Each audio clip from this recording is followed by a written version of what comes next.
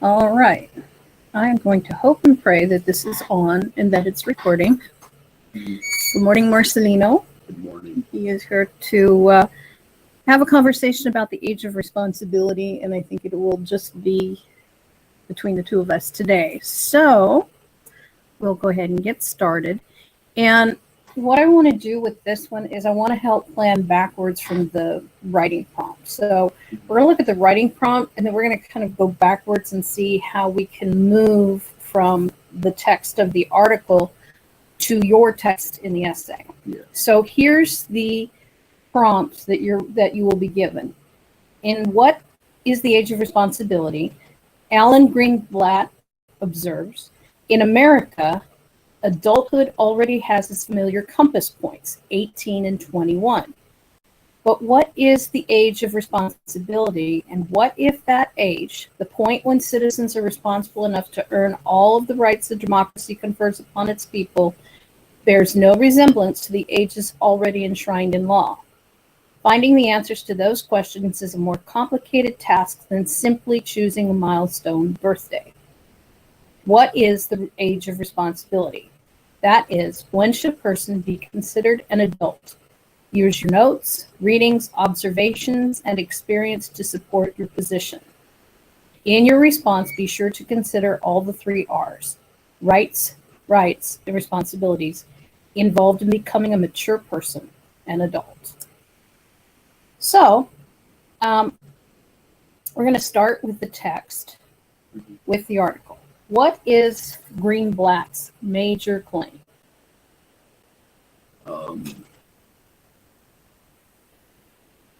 That 18 is not the age of responsibility, and 21 should be. Wait. Well, one way you can tell is when there's the title and especially a subtitle, they work together to kind of give it to you. Mm-hmm. And it all depends on how the author wanted to put this together. What this article has is called an implicit thesis, which means you can't really pinpoint the sentence, what is the main idea? Mm-hmm.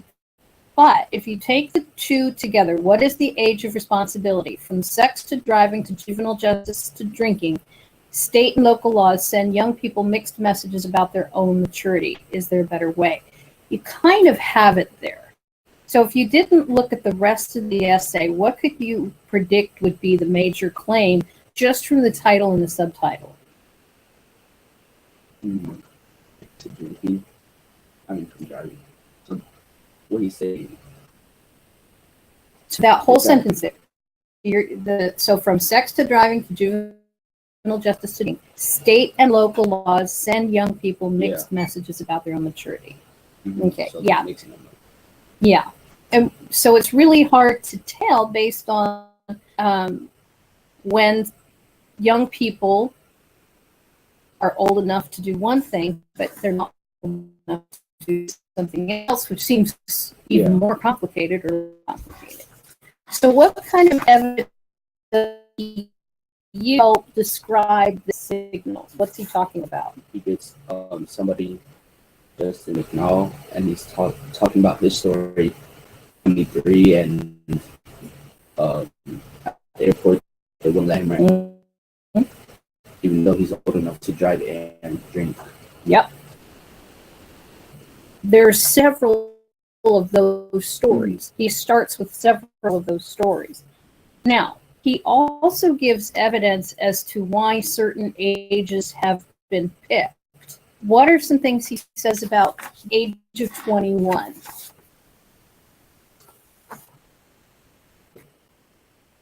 Why is 21 kind of stuck in people's minds? For drinking age? Yes. They note that binge drinking on campus is rampant, and despite this, students were given the right to drink at an earlier age, they might handle it more responsibly. Okay, so why do you think 21 was picked for drinking, though? I was too young. 18 would be too young? Look No. at paragraph 7. Take a quick look at that paragraph, and we'll start with when 21 became a significant age for adulthood. Mhm. What was said about it? That 21 stuck as a threshold age Because like, it was considered the age of adulthood because that's when men are capable of wearing a full suit of armor. yeah, Yeah. okay. The other one too was that it was the set of 7. Yeah. Do you remember in your reading of Mask of the Red Death, the 7 stages of man?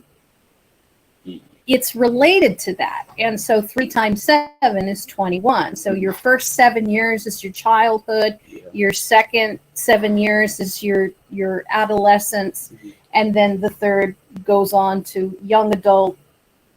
And then it goes from there in increments of 7. Mhm. So it could be why 21 is sticking in a lot of people's minds when it comes to the age of drinking. Now, what about 18? What is significant about 18? 18. No. Wait. What happens at 18? That's when you can go to the army, head off to the army. Mm-hmm.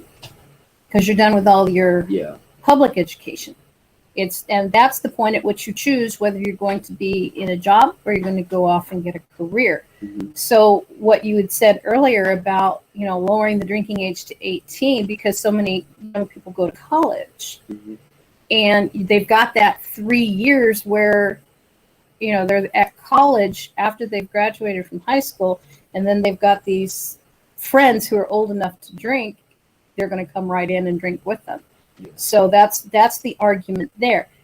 What did you think about that when you read it? Did you think that was a good idea? You only get to 18. Uh-huh. I think they're going to do no matter what. Like, they'll always find a way. Mm-hmm. So if they lowered it maybe to 18, then younger kids would start, like, younger people, 15, 14, would start doing it also. Ah, okay. Since, like, 21, they're getting it. Right. Yeah, so 18 are doing it. So if you're 18 and it's legal, then people younger than you. Then younger than that. So you feel that there's kind of like this 3 or 4 year period where it's like they're learning to do it. Mm-hmm. Yeah, that's interesting. Okay, so let's take a look at the 3 R's because that is part of the prompt. So what does the term rights, RIGHTS mean? Like the rights you have, what you can and can't do. Okay. And what does the RITES mean? I forgot that one. That's the one about birthdays, weddings. Like special dates.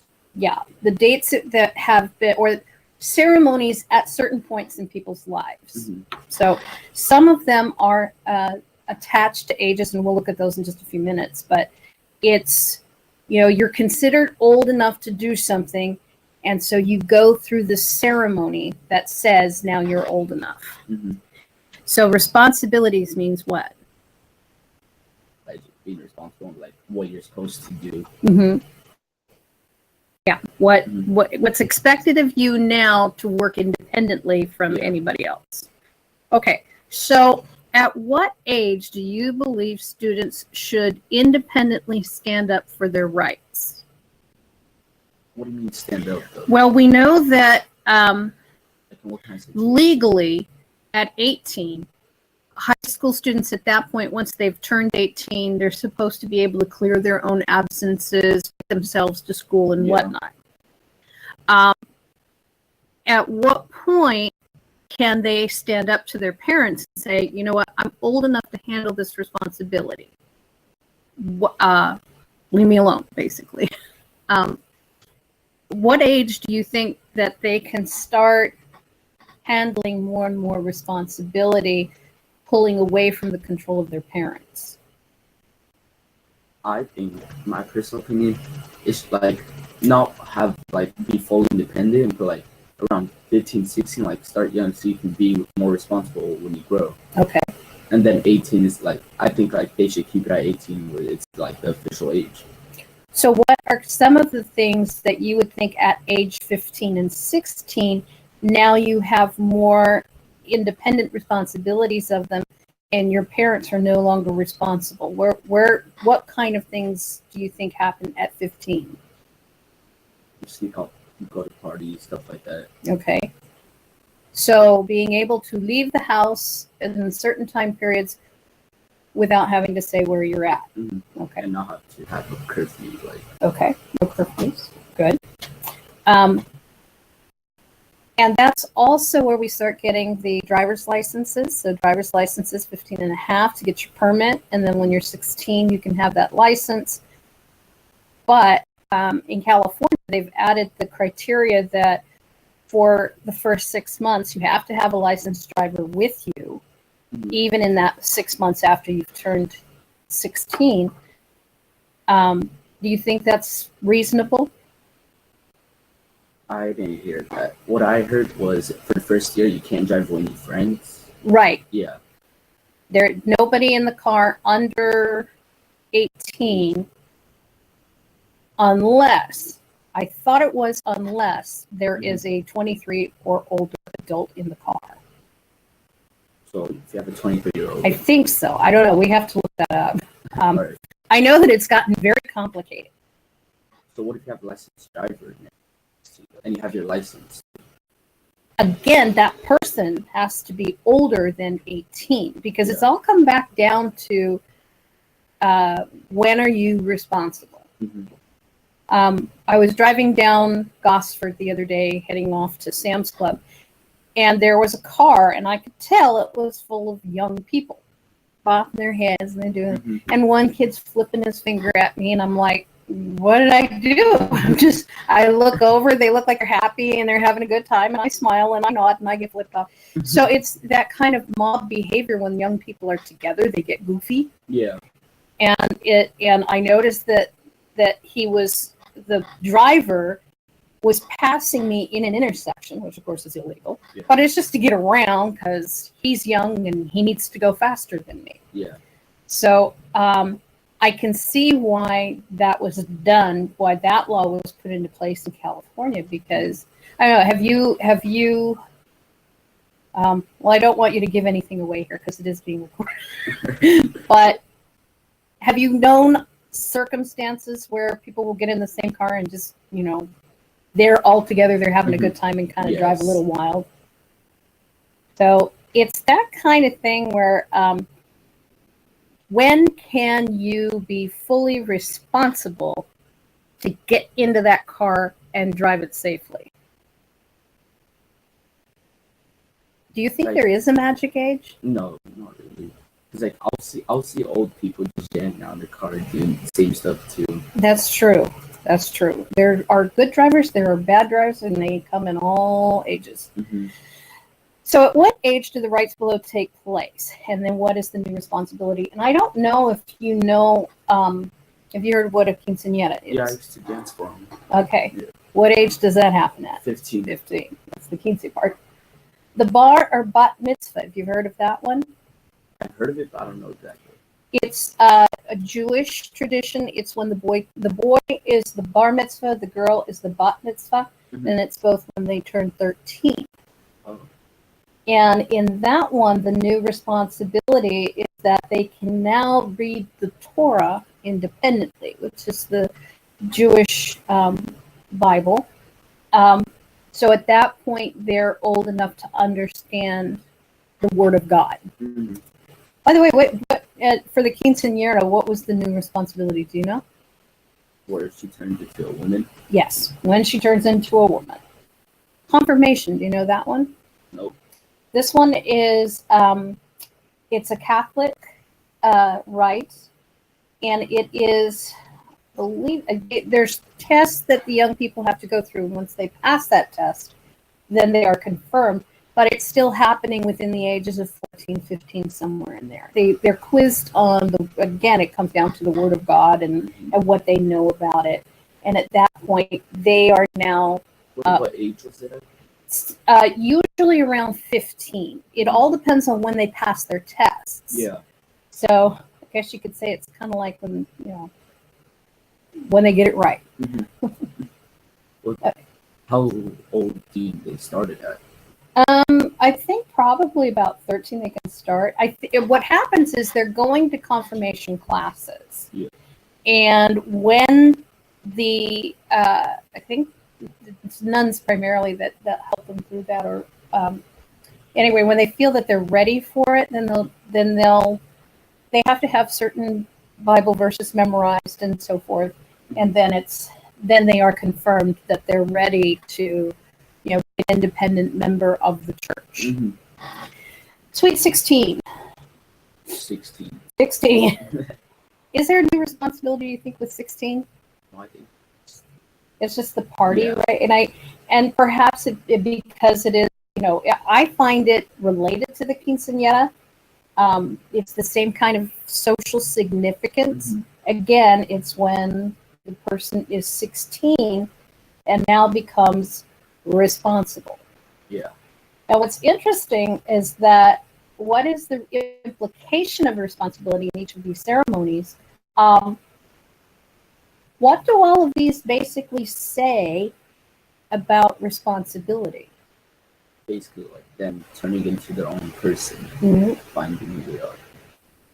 Do you find that these ages are about right for those kinds of things? You said one started at 13, something like that. It's confirmation about 13, 14. Oh, wait, I'm sorry. Bar and bat mitzvah is 13. Yeah. That, I don't agree with that. You don't agree with that one? Yeah, I think that is too young. Okay. But like King say 216 out. Okay. Confirmation just ended. Okay. The other part of it, and I believe Greenblatt refers to it. Let's make sure, because I don't want to. Usually, this is the point at which girls, especially, can start having children. That's why you have in Romeo and Juliet, if you remember that from last year, why were they marrying off Juliet so young? Do you remember how old she was when her father told her, "We're going to have you marry Paris"? I didn't. You didn't do that one? Yeah. It was a week before her 14th birthday. Mm-hmm. And the implication is because once the girl starts being able to have children, then she's a woman now. So at least that's the way it was in that society, and it still kind of carries over into our society today. At 14? At 14. So, thinking about the ages where we have first the traditional rights of young people, that there's certain things that at certain ages young people are in our society said to be able to do things. That they have the emotional and mental responsibility to do it, and that they now are independent people and can stand up for their own rights. At what age do you think that all three of those become meaningful? I want to say 18. Okay. Because? I don't know, I feel like 18 is like the age for like everything, like how they made it, that's when you're like your own guardian and stuff like that. Right. Like I feel like you're not fully matured until like 23, 25, Mm-hmm. something like that. But with 18, I think that's when you should be able to like take care of yourself, live your life, and like go accomplish what you want to do. And realize that when you make mistakes, and you do have to pay for some of the consequences for those mistakes, but still, it is a learning process. You mentioned that earlier, that there needs to be years of learning. Yeah. And so 18 gives you those 3 years of learning. The whole car rental thing. I don't understand that. I never have either, actually. I know a lot of it has to do with entering into a contract. And with with rental cars, as long as you buy the insurance on the rental car, you can go off and drag race the new thing, and you're pretty much covered. So maybe with the car rental companies, obviously, maybe they've done some research as to when, you know, if you wreck your own car, that's one thing. But if you're wrecking a car that you've borrowed, that may be something different. But isn't that one for the airport? Well, car rental car companies are everywhere. So say he wanted to rent a car, right? But not the airport one. Do you think they'll let him? No. Okay. Hertz, Enterprise, all of those car rental companies, they have offices all over, including airports. Yeah. So, so just because it was at airport doesn't make any difference. How old do you have to be to rent it? Well, according to this, 23, and I think that's still the case. Wasn't he 23 though? Justin McNall was 20 by the time he was 23. Oh. Still bristles at the memory he wasn't allowed to do at 23. So he had, by the time he was 23, had graduated, married, gone to work for the police force, goes up to rent a car at the airport, and they say, sorry, you're 23, we can't rent you one. It would be interesting to know if that is still the case. You know, this article was written in 2009. It would be interesting if somebody wanted to look up and see, is that still the case? That would be interesting. Not that, well, we'll go ahead and have the rest of the conversation, but I think it is something that you might want to look into a little bit later. If you do find it, you can include it in your essay. Because I do think that is one of the more unreasonable ages. Yeah, I just find that it makes no sense. Yeah. So the questions go back to what they think the age of responsibility is. So I got a couple of the answers from the discussion boards. Here's one of them. I feel the senior year of high school is where you should begin to figure your life out and plan everything after that year. As a teenager, we began to be more exposed to alcohol, R-rated movies, and sexual intercourse. I believe once you turn 18, you have the freedom to do you. The age I believe you should start getting your driver's license in R-rated movies is 16. I think the ages they have at the moment are reasonable. I don't think that they should change one age to allow drinking, driving, and going into the military. The ages they have set now are reasonable. Do you agree with this person? Disagree? Some agree? Okay. We hadn't thought about the R-rated movies, because what's the R-rated movie age? 18, isn't it? I thought it was 17. No, wait. 17? Usually at the theater, they'll ask you for ID, though. They're 18. Right. And there's also the rating NC-17. NC-17 definitely, and 17 and below can't go in. But let's see, we need to look. Okay, that one you can look at. Go ahead and look at R-rated movies. For R-rated movies, what is the age? 18. Okay. For like a game, it's explicit. You have Right. To be 18. Well, I think that's why they have the NC-17 rating, because when it gets that explicit, then they have to, and that's usually the ones that are either very violent or very sexually graphic. It's 18. It is 18? Yeah, so you have to have the federal ID. Okay. Okay. Now, so this person is saying that the R-rated movie you should be able to get in at 16. And if we're talking again about that 2-year learning period. No, but this one's 16. Okay. Well, this person's saying that they think that the R-rated movie age for admittance should be 16. Oh, yeah. Have you, well, I don't know, does your dad get to let you watch some R-rated movies? Or do you watch them? Oh, wait.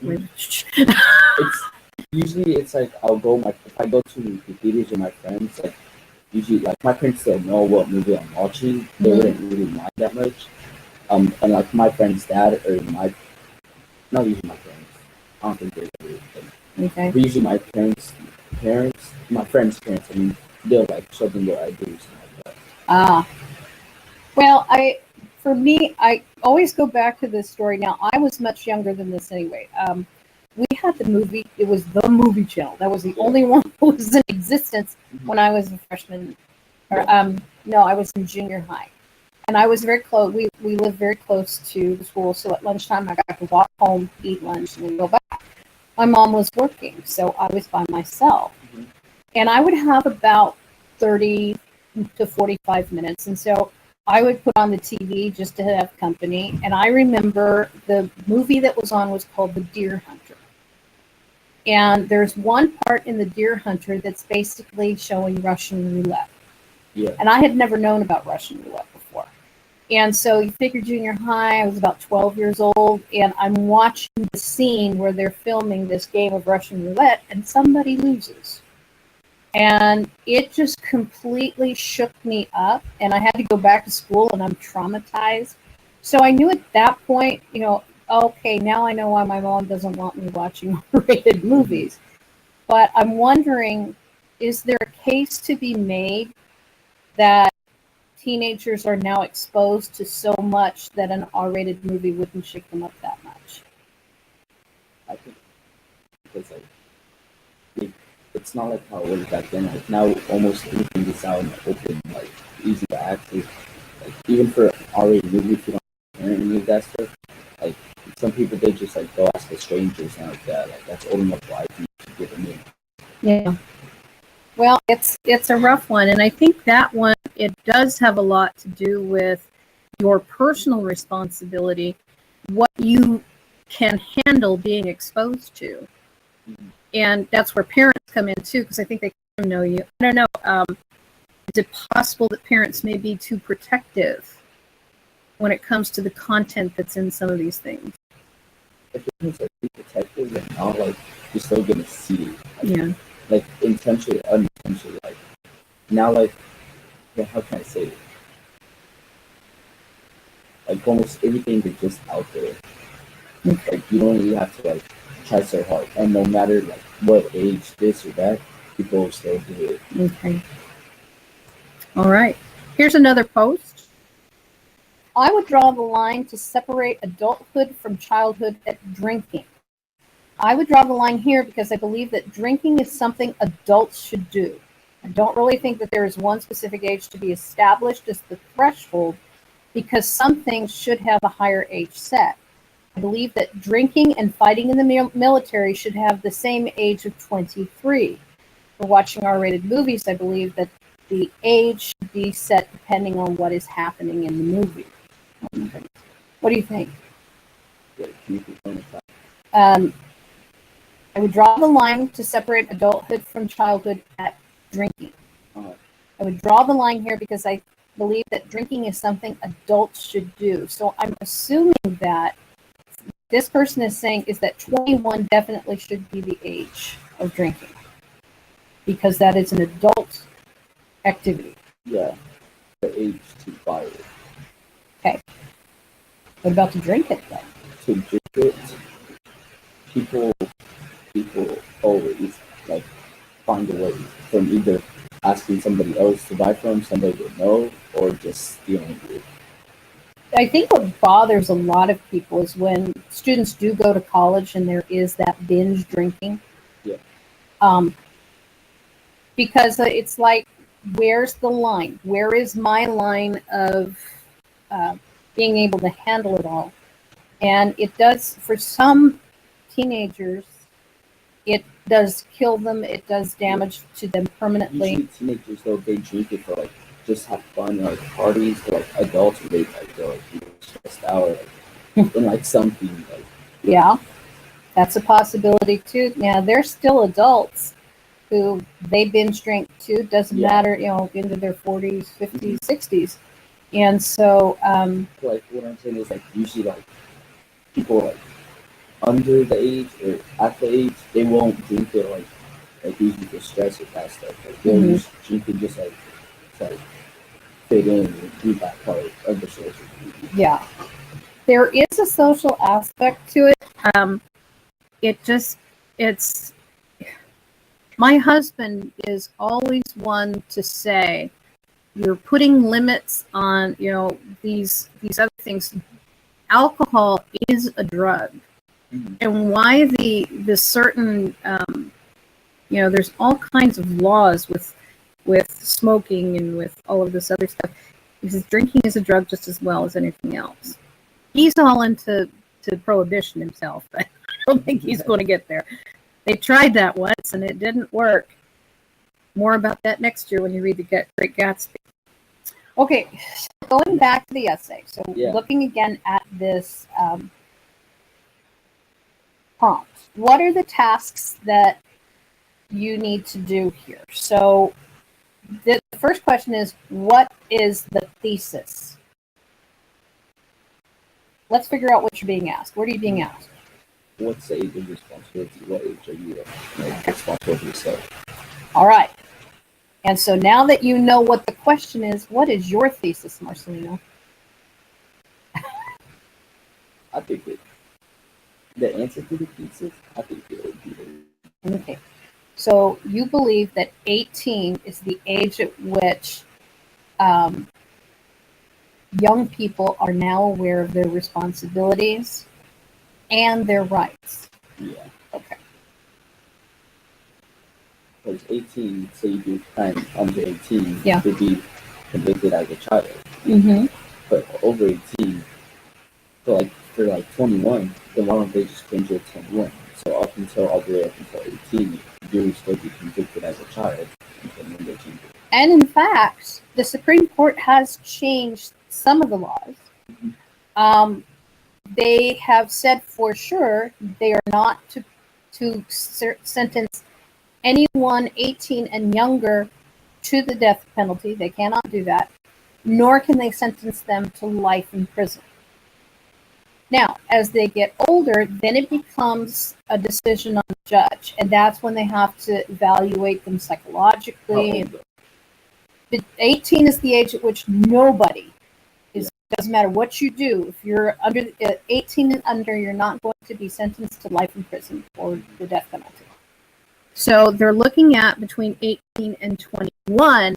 I think those are ages at which it has to be evaluated case by case. Mm-hmm. So, okay, so what you're doing is you're saying, okay, it's going to be 18. What would you have to do to be sentenced to the death penalty? Murder somebody.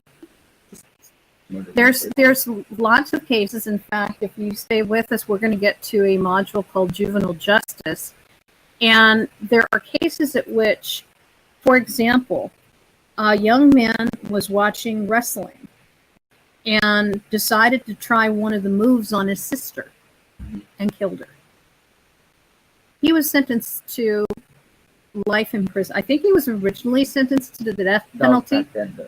Yeah, so it was many years ago. And then it was commuted down to life in prison. Mm-hmm. But he's still there. He's in his 40s now. So, but this was a crime that was committed when he was, I believe, 13. So, has he learned his lesson? Is he mature enough now that we should give him a second chance at life? Yeah. So that's why this is so important when we figure out about, what Greenblatt brings up. In fact, some part of what Greenblatt brings up is another piece of evidence that's used in that module, has to do with the frontal. Did you remember about the prefrontal cortex? You remember the reading about that? Let's see. Like after all those years, I think I think he should be able to get out. Okay. Under the new laws, he would be, because they would still put the child away, probably in some kind of a juvenile detention facility, but give him counseling, give him education, and then at 18, hope that he's responsible enough to go out and live his life independently. So back then when they made him to life, did they have juvenile hall, or was it all one thing? Actually, there's records where sometimes they would put him in juvenile hall, but I believe this particular young man was sentenced to an adult prison. So I think 13 really good. And it still happens in some places in the country. Mhm. In paragraph 5, what I have found, or what they found, let me back up and just read the whole thing. Meanwhile, legislatures and courts are hearing a very different argument from a group of people that haven't traditionally testified before them, neuroscientists. Using advanced brain scanning technology, scientists are getting a better view of how the human brain develops than ever before. And what they found is that in most people, the prefrontal cortex and its links to other regions of the brain are not fully formed until the age 25.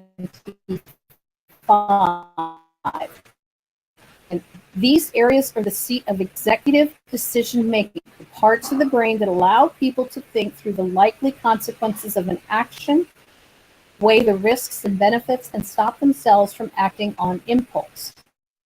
In other words, the stuff that makes you a mature person. So what they have found is the brain grows faster than the cranium. Mm-hmm. And even into your 20s, you're still growing physically. Yeah. And so what they've, as the brain has expanded, but the cranium is still trying to catch up, prefrontal cortex kind of goes in, it recedes in, and that affects your decision-making processes. So when you see these young people get together and they do these crazy things, and they know they're probably, they don't even think about, I must be being stupid right now.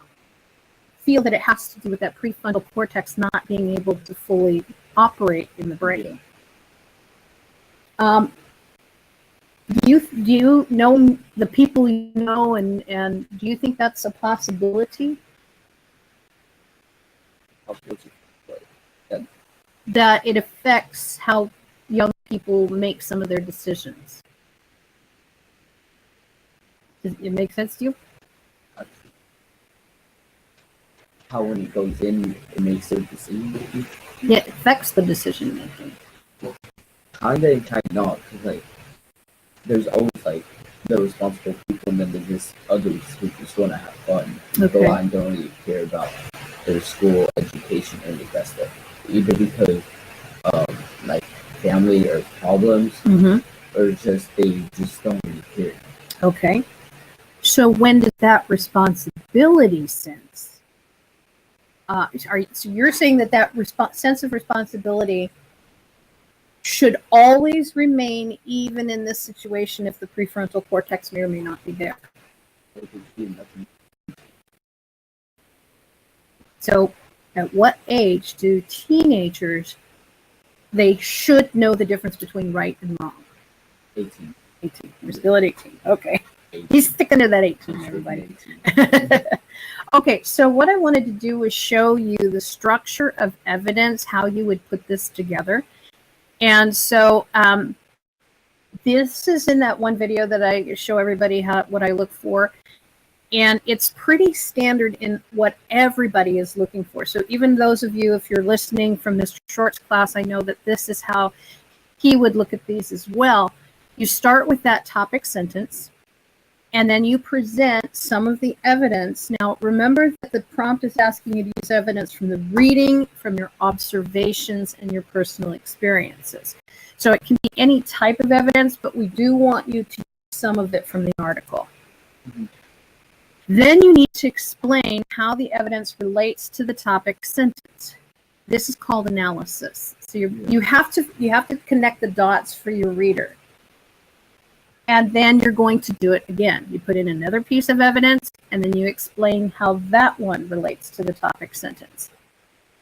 Then you analyze how these quotes together help support what your topic sentence was, and then you're going to have a concluding sentence that transitions into the next one. How many dots do I have up there? How many bullets? 7. So how many sentences should that paragraph have? 7. At least 7. Sometimes when you're presenting the evidence or you're explaining it, you might have to use 2 sentences in those. So I actually wrote a module or a model paragraph to show you how this would look. So my topic sentence is this first one. Many cultures, particularly in Western religions, celebrate rites of passage when a person is in his or her teens. However, this really is too young to be considered an adult. So I actually have two sentences acting as my topic here. Yeah. Because part of what I'm doing is I'm also bringing in a counter argument. Mhm. And so we talked earlier about how, with the bar and the bat mitzvahs happening at 13, that may be too young. So this is still really too young to be considered an adult. Now I'm bringing in the evidence. Alan Greenblatt, in his essay, What is the Age of Responsibility? And notice how I made the date here. This is MLA formatting in the dates. You start with the day, the month, and the year it was published. Mhm. Describes the maturity of the human brain. The prefrontal cortex and its links to other regions of the brain are not fully formed until age 25, much later than anyone realized. Because of the fact that we're only using the one reading, I can put in the paragraphs. Now, if you, Marcelino, decide to go and look up another source that gives you some more of the age things, like maybe about the R-rated movies or whatever, then it gets a little bit different. Now you're going to have to put in, you would put in the last name of the author. Yeah. Since it's probably going to be an online source, you don't have to put page numbers, but it is good to put paragraph numbers, especially for those online resources, so that it's easy for the reader to find. Okay, so there's my quote. Now I'm going to analyze where I'm going to explain what this has to do. Why did I pick this quote? This portion of the brain is what controls the person's ability to make logical decisions. It is frightening to think that a young man in the military can be given a firearm at the age of 18 before his brain may fully realize the consequences of its use. So I have I explained a little bit, what the prefrontal cortex is, what it's doing, because my reader hasn't read the same article I have. So I have to give them the background information that I learned. They have to have it too. Then I have the analysis saying, they're out there with a gun and their prefrontal cortex is not developed. That's not good. I have something that I'm not going to say on that. Okay. All right. Greenblatt also notes that even the Greek philosopher, Greenblatt also notes that even the Greek philosopher Aristotle believed young men were considered adults at 21, because that is when they were able to fit into a suit of armor. So again, it's kind of bringing in that war theme. Yeah. Yet our culture allows adolescents to enlist in the military to be sent to far reaches of the earth and fight unknown enemies for reasons that they may not be old enough to understand. Clearly, 18 is just too young to be considered a responsible adult. That's it. That's my opinion, right? This is only meant to show you how the structure of the paragraph should look. So we've got quite a few sentences there. I've got what I call chunks of information. A chunk is the evidence and the analysis. So there's 2 chunks per body paragraph. So when you're actually writing the essay, 4 paragraphs is all that's the minimum. You can go more. If you have 3, that's too short. Okay. But your introduction, that doesn't have to be very long. Just a hook and a thesis. Then the body paragraphs that I have here, you need 2 of them. So how many pieces of information total would you be needing? Minimum 4, right? Oops. Okay. But 2 of those, and the conclusion where you rephrase your thesis. Kind of you sum it all up for them. Okay. So do you have any questions as to what you need to do, how to put this together? No. Okay. And since there's nobody else here, we're just going to go ahead and conclude our session. So I want to thank Marcelino for coming in and talking to us. And hopefully the recording will come out nicely and everybody could listen to it. Thank you, Marcelino, for coming in. Let me get this.